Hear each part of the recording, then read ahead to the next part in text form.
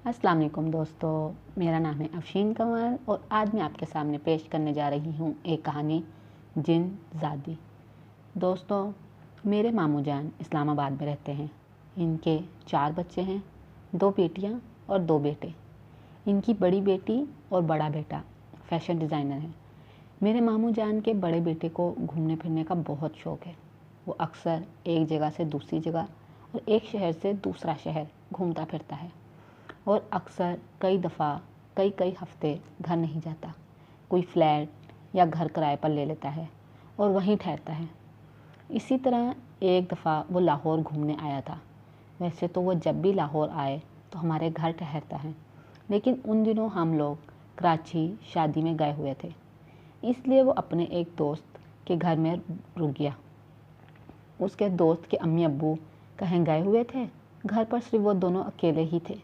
रात 9 बजे का वक्त था तो दोनों ने कहा भूख लगी है, खाने के लिए कुछ मंगवाते हैं।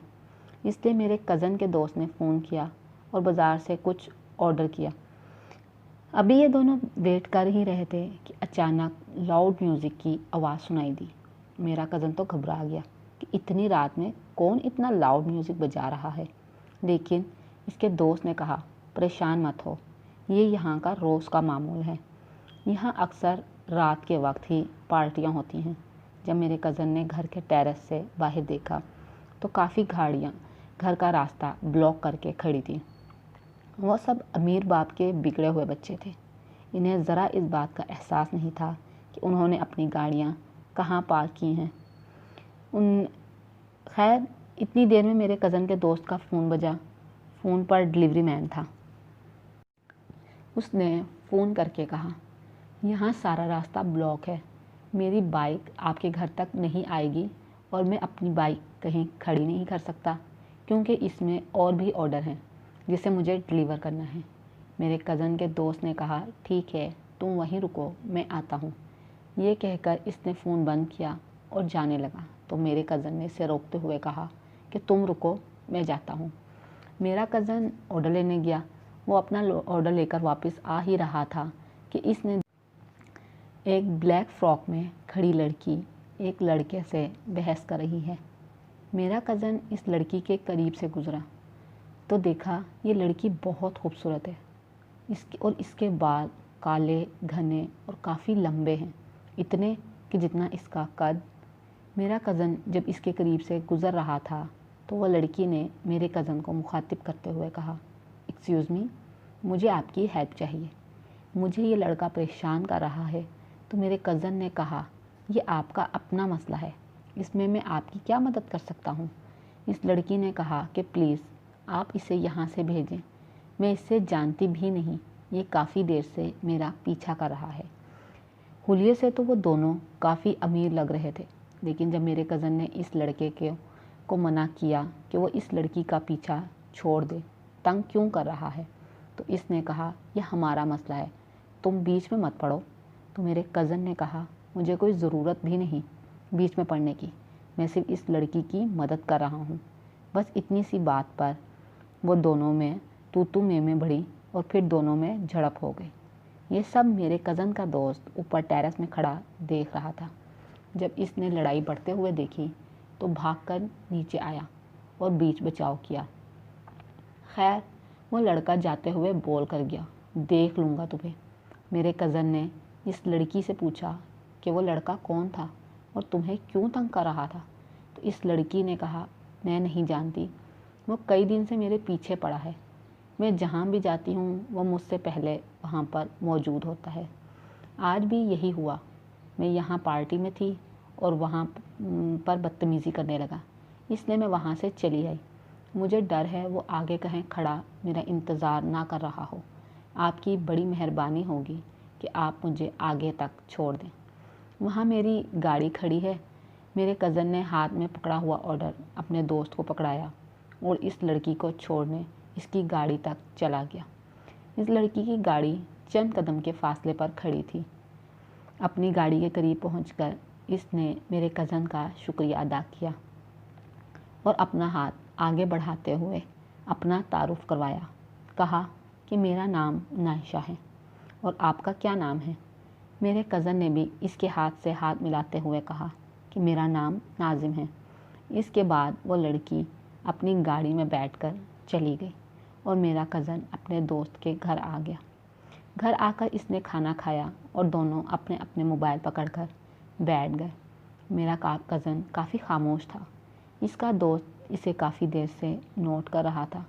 آخر اس نے اسے بول ہی دیا کہ ناظم کیا ہوا؟ اتنے خاموش کیوں ہو؟ تو ناظم نے کہا کہ کچھ نہیں۔ تو اس کے دوست نے کہا کہ اتنا کھویا کھویا کیوں ہے؟ تو میرے کزن نے کہا نہیں یار، میں نائشہ کے بارے میں سوچ رہا ہوں۔ تو اس کے دوست نے کہا کون نائشہ؟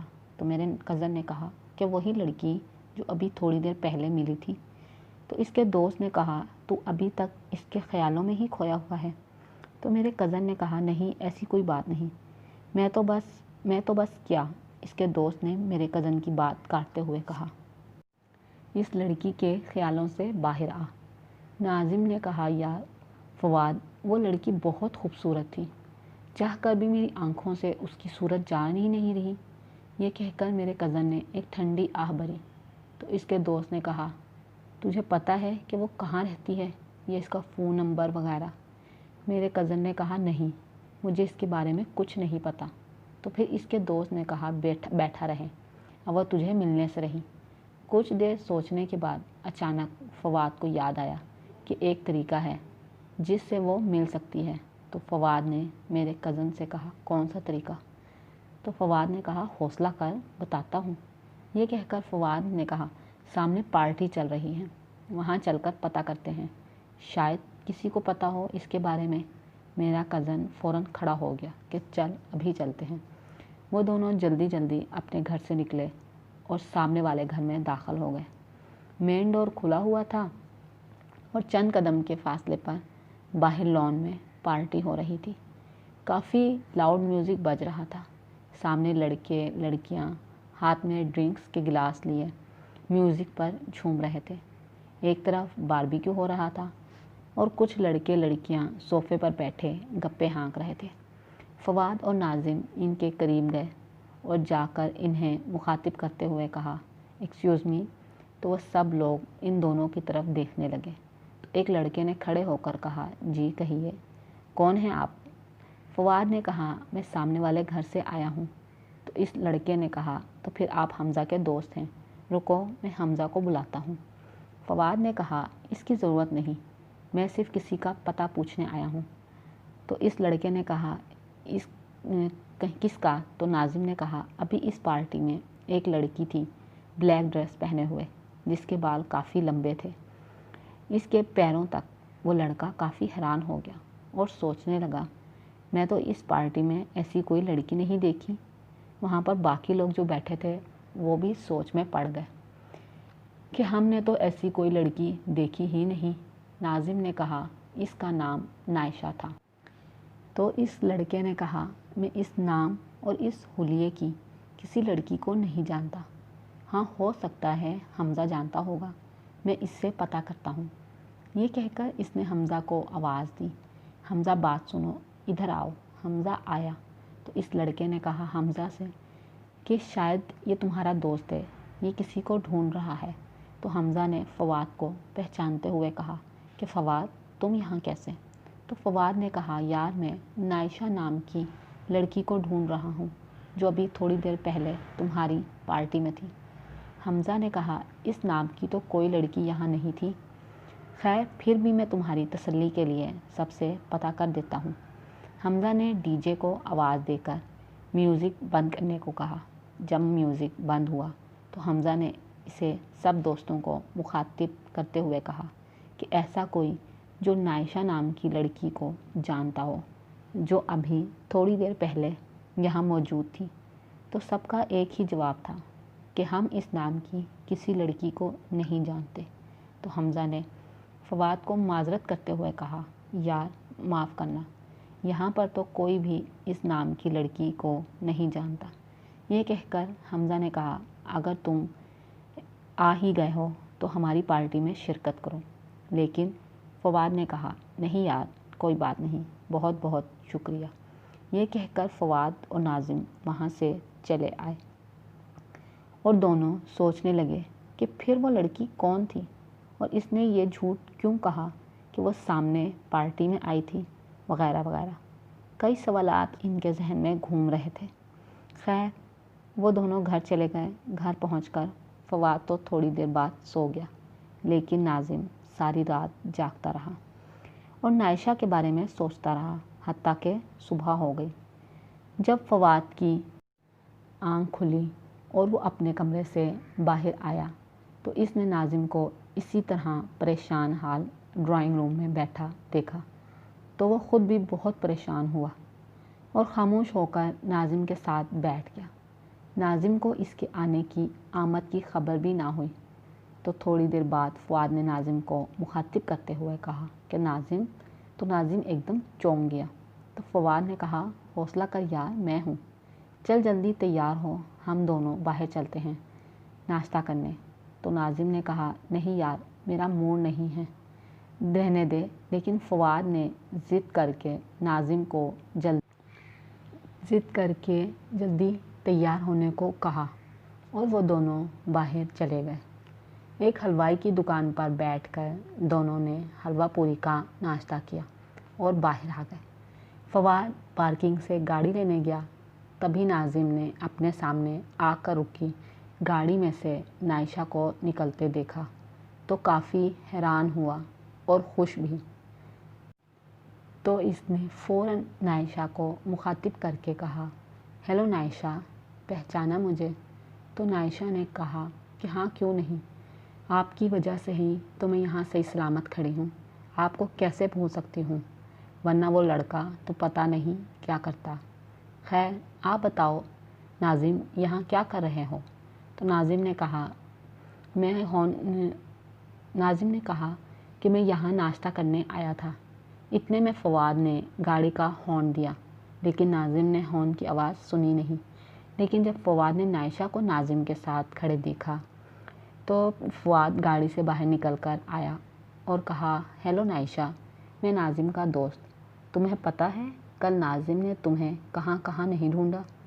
خیر اب تم مل ہی گئی ہو تو اپنا نمبر یا گھر کا پتہ کچھ بھی ناظم کو دے دینا۔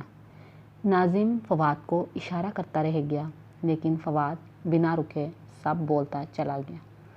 نائشہ ناظم کو دیکھ کر مسکرائی اور کہا کہ میں معافی چاہتی ہوں کیونکہ میں موبائل فون یوز نہیں کرتی اور میرا گھر یہاں نہیں ہے، یہاں تو میں کچھ دن کے لیے آئی تھی اپنی دوست کے گھر، لیکن ہاں رات 11 بجے کی میری فلائٹ ہے، میں واپس لندن جا رہی ہوں۔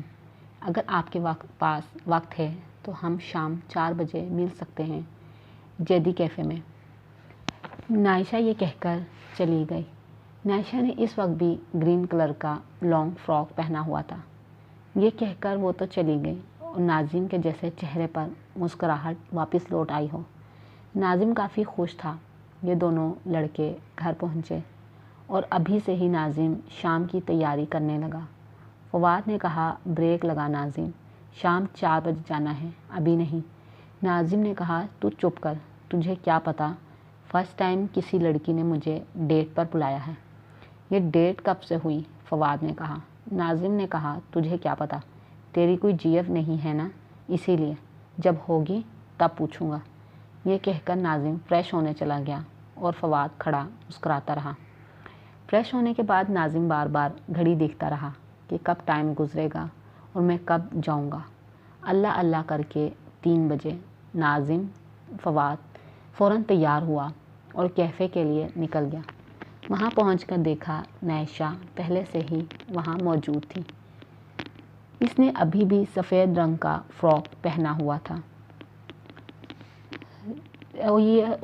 دونوں نے کافی پی اور کچھ ادھر ادھر کی باتیں کی۔